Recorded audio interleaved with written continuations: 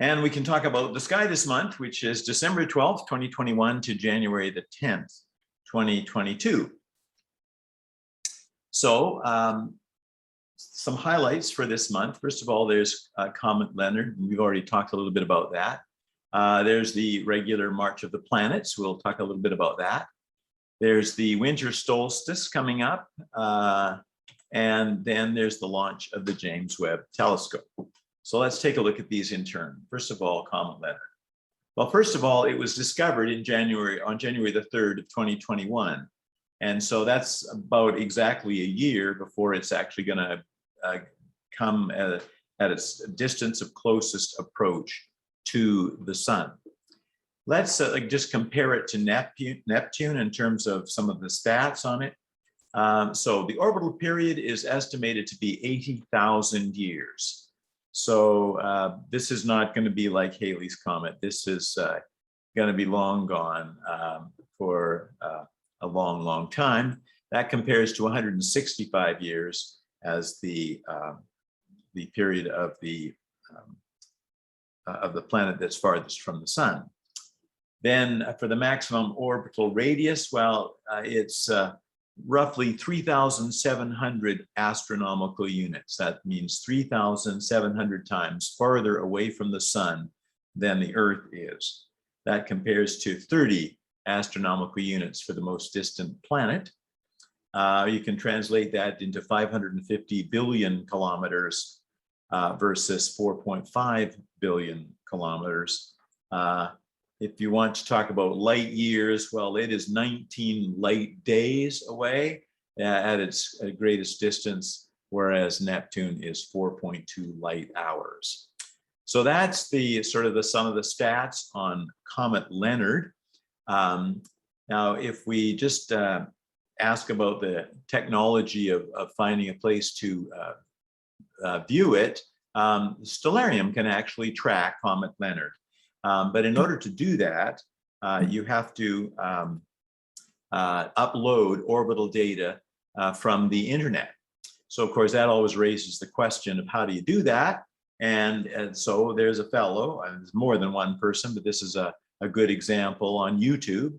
If you just go to YouTube and write in spotting Comet Leonard using Stellarium, and you get this fellow's face, and he's got a very succinct presentation of how you upload the data onto Stellarium. And you just actually have to go along in his video to 5 minutes and 20 seconds in, and then he spends a couple of minutes just telling you all the little buttons you have to push in order to get this information into Stellarium. So I would recommend that video. So this is tomorrow morning at 6:30 a.m. Now, there's not a lot of chance that it's going to be cloud-free, but if it is, this is looking east, and that little fuzzy dot up there is Comet Leonard. You won't see the sign, but you may be able to see the fuzzy dot.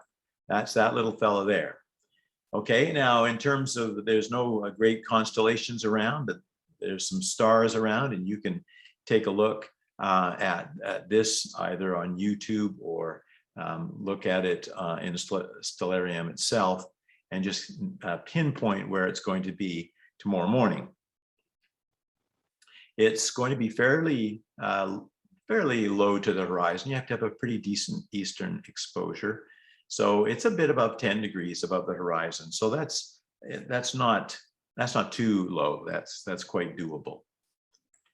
Now, that's Saturday at 6:30 a.m. Now, if you go to Sunday, one day later, can you spot it? Can you see it? Well, that's it right down there. So it's actually moved a fair distance just in 24 hours. And this is a fast moving comet. As you can see, it's going down off screen because of this is 6:30. Very shortly after this, the sun will come up and obscure everything. So you have to be out there at about 6:30 if you're going to have a chance to see it. Now, Sunday is a little bit better of a day weather-wise. It looks like there's going to be some breaks in the clouds, so there's a better chance of seeing it. But you actually have two opportunities. Because if you go to 5:15 p.m. in the evening and you take a look at the southwest, can you spot it? Can you spot it? Well, probably not, but there it is right there. Comet Leonard can be seen as after the sun sets on that same day. And this great bright thing over here is Venus.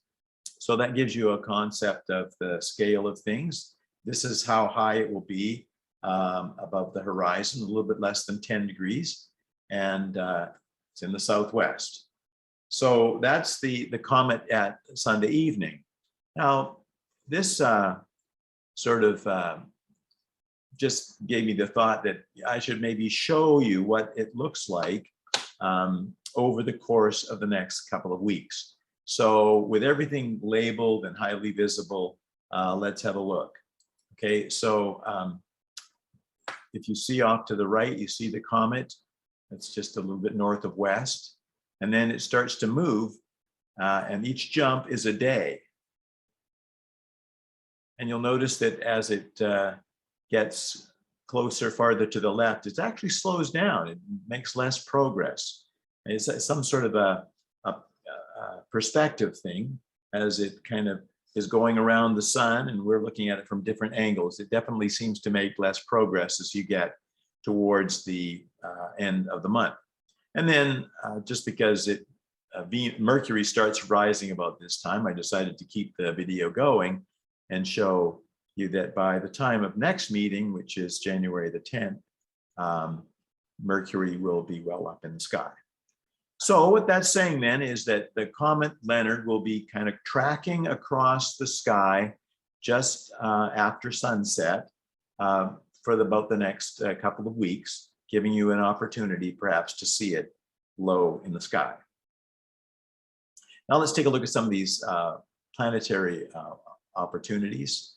So this is Venus, but this is Friday, December the 31st.